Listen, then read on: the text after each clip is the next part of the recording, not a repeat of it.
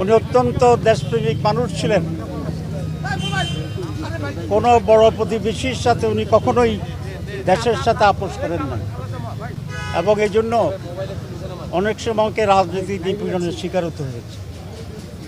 আজকে পুরা জাতি ঐক্যবদ্ধভাবে, প্রশ্নহীনভাবে এই মহান নেত্রীর প্রতি শোক জানাচ্ছে এবং শ্রদ্ধা জানাচ্ছে। এই মুহূর্তকে যদি আমি হিসাব করি, তাহলে বাংলাদেশের সবচেয়ে জনপ্রিয় নেত্রী বা নেতা তিনি ছিলেন বেগম খালেদা জিয়া।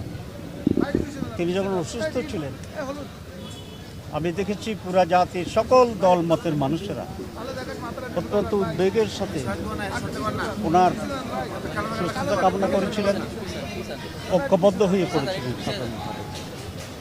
প্রত্যেক মানুষকেই মৃত্যুবরণ করতে হবে, উনি এমনভাবে মৃত্যুবরণ করছেন, সবচেয়ে বেশি সম্মানে নিয়েই বোধহয় মৃত্যুবরণ, সবচেয়ে বেশি ভালোবাসায় পেয়েই মৃত্যুবরণ। রাজনৈতিক জীবনে উনি সফল ছিলেন, উনি মৃত্যুকালীনও সফল হয়েছেন। আমরা আল্লাহর কাছে এই মোনাজাত করি, আল্লাহ যেন তার গুনাহ খাতা মাফ করে দেন, ওনাকে ক্ষমা করেন এবং ওনাকে জান্নাতুল ফেরদৌস দান করেন। ওনার যে জাতির প্রতি ওনার যে নির্দেশিকা ছিল, দেশপ্রেম, এটাকে অনুসরণ করে দেশের মানুষ এই দেশের প্রতি, জনগণের প্রতি তাদের দায়িত্ব পালন করবে, এটা আমি আশা করি। ম্যাডাম এক মানুষের অধিকার প্রতিষ্ঠার সংগ্রামে একজন আপসী নেত্রী ছিলেন।